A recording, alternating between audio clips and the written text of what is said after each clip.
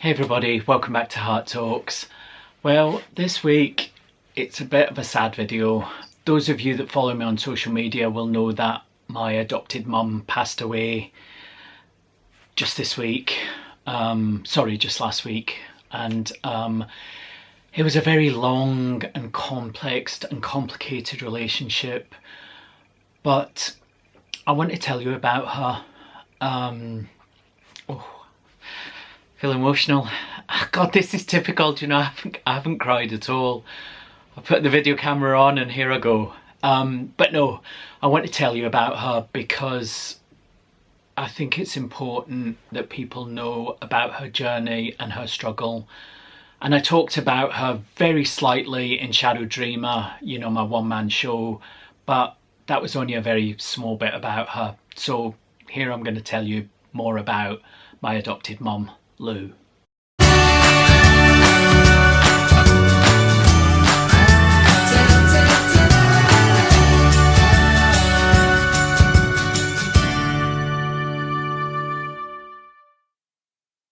Now let me start off by saying my mum had her first nervous breakdown when she was 16. Her mother died in her arms, and that was the start, or what she told me was the start of her problems with mental health. She adopted me, as a lot of you know, and from a very young age I remember very strange things going on at home. She would say that she was going blind. She would say that she was going to die. She would talk to herself or talk to other people in the room that weren't actually there. And I never understood any of this, you know, I really didn't until I got to be older. But Lou, my mum, was diagnosed with schizophrenia. She had bipolar, and she was also a manic depressive. Now, Lou's life was one of struggle and one of upheaval, and oftentimes she was in danger's way. Lou would get mixed up with guys that were involved with drugs, who were involved in other things that were not looked on as savoury. And Lou was slap bang in the middle of it a lot of the time, and you know, she'd left by the time I was 3, and she'd spent the next 7 years bouncing around. You know, she got married to somebody that tried to kill her. She had been in and out of mental institutions. She had had numerous suicide attempts. And then when I was 10, by this time she'd got herself sorted and she'd moved to Scotland, and that's where my journey in Scotland started with her. I lived with her for the next 5.5 years, and then things went wrong, and her mental demons, as I called them, came back. And me, as a person that was having my own, you know, I was 15 and a half, I had my own opinions, I had my own thoughts, and it just didn't work, you know, and she kicked me out. I've later realised that Lou was out of my life for more than she was ever in it. She was in it till the age I was 3, then she was out of it till I was 10, then she was back in it again till I was 15 and a half, then she was out of it till I was 25. Then after 25, I didn't see her till I was 36. So the majority of my life she wasn't there, and I don't blame her. I did blame her for a long time. I blamed her for everything, and it's funny, as I did my show Shadow Dreamer, I realised that, you know, I would talk about her and the issues that she had, and it just made me realise how difficult it must have been to be her. Lou found love, you know, in her 50s, late 40s. And she got married, and she was married to the same man for the last 30 years of her life, which I am so happy about. But it's confusing for me to know how to feel. I feel sad. I know that it feels different than when my friend Kieran passed away last year. I couldn't breathe when Kieran died. I can breathe now.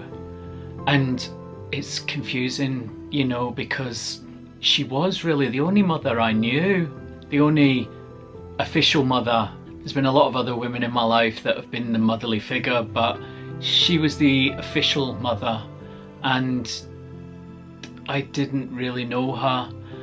And I was speaking to a friend today and they said, but you did know her expression of herself was what you knew.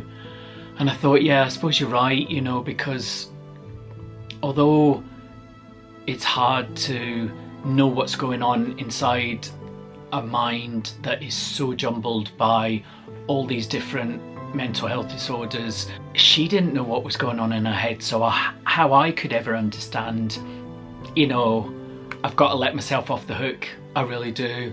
I'm sad that Lou had the life that she had. I'm sad that so much of it we didn't spend together. I'm sad that we couldn't talk about the things that had happened, you know, the things that had happened with her and I. You know, she just ignored them, she denied them, they never happened, you know. She never chased me down the stairs with a carving knife one day, you know, she never did that. There was so many things, you know, and she just, you know, when I tried to bring them up, she would deny them. And I think I would have liked her to have said, yes, I remember and I'm sorry. But what I also realise is that what was going on in her mind was so distorted and so confusing that I genuinely think that she probably didn't remember, or there was something in her mind that made her not remember. So I suppose one good thing is that I don't blame her. You know the pop group UB40, they sang Red Red Wine and loads of other stuff. They were out in the 80s. She used to go, they lived next door to her, so she used to go and smoke drugs with them. And there were so many stories, you know, that she told, and not all of them I can believe, you know, because I know some of them weren't true. But to her they were real, and they were the way she saw the world and the way that she saw people. And I hope there was some peace for her. I hope that being married to somebody that loved her and looked after her gave her some kind of peace. And yeah, do you know what I mean? Just something that I couldn't give her, you know, and I can't feel guilty for not being able to give her that. I just have to accept it, because it wasn't my fault. Her funeral, I don't know when it's going to be because of COVID. You know, I don't know how long it's going to take for us to be able to bury her. I'm going to go to the funeral. It's confusing again, because who do I go as? Do I go as her son? Because, to be honest, she wasn't, for so many years she wasn't my mother. So for the last couple of years that she was in my life, I found it hard to let her fit back into that space, you know, that place where, you know, a mother should be. And I don't think Lou was able to do it. So I didn't ever want to put it on her, because I couldn't be disappointed again. I think that we're all going through a really scary time at the moment, and COVID has caused us all to look at our relationships and the people that we are around and the people that we care about. And I know some people that watch my videos have lost people, so, you know, I just want to say, sometimes you can only do as much as you can do, and sometimes things are out of our reach and out of our control and our, you know, if I could have opened up her head, got inside her mind and taken out all the things that caused her to hear things and see things and believe things, and I would have done it, but I couldn't. So in the end, I had to accept who Lou was and just give her enough to make her happy. It makes me think a lot about my birth mother. She's not dead, she's still alive, and I do worry about when she dies. I worry about how it's going to affect me. How this video seems, I don't know what I've said. I don't know if I've said what I was meaning to say. I don't know.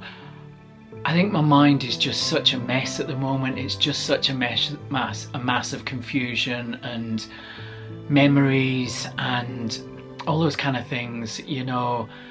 I think of Lou's hyper happiness. She would be overly happy or she would be majorly depressed. And as a child, that's a hard thing to know how to navigate. I think that, I don't know what I think. I don't know what I think. I just hope, I hope she's at peace now. I hope that you do leave behind all the ailments and conditions that your body holds.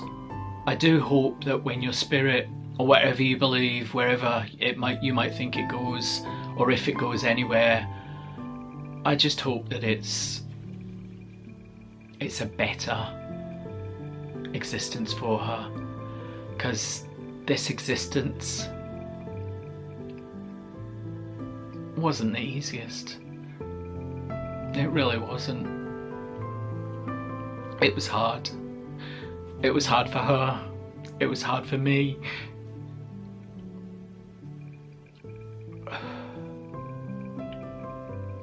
It was hard for everybody involved, you know, but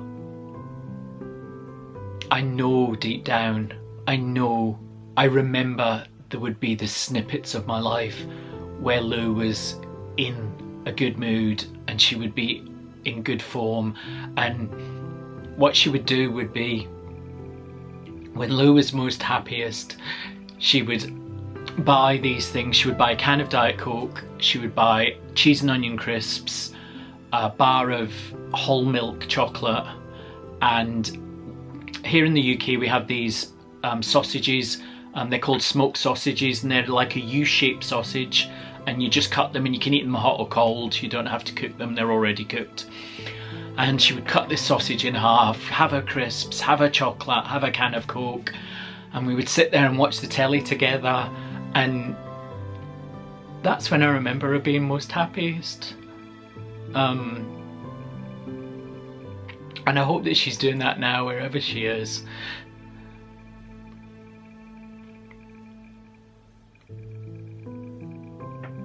It's a crazy, crazy life, and as you know, I've lost too many people over the last couple of years.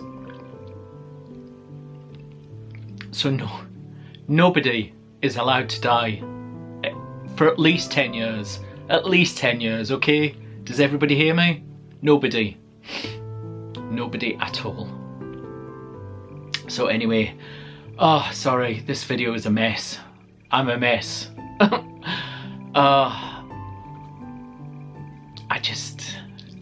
It's so confusing, so confusing. I keep thinking to myself, nobody's written a book on how to deal with a mother that isn't your mother for a lot of your life, but that you still care about. But, oh, it's just so confusing, so confusing. I just don't know how or where I am. But I will keep doing these. I'll keep talking to this camera and talking to you, and hoping that maybe you understand, maybe you have had something similar yourself, maybe your relationships with family members aren't great, maybe you know about mental illness and have experienced schizophrenia or one of the other conditions that Lou had. You know, maybe you know how I feel, because I don't at the moment, but maybe you do. I'd love to hear your comments, your questions, your whatever. I'd love to hear. So pop it in the comment section below. Please remember to subscribe to Hart Talks. All you need to do is hit that red button there. It will take you to the subscribing page. Click on the bell notification. It tells you when I release a video. And like this video, share it with somebody. Dead easy. Okay everybody, thank you. I will see you again in, nearly said 2 weeks time then. Nearly did. I will see you again in a week's time. Thank you. Take care everybody. Big virtual hugs to you all. Lots of love.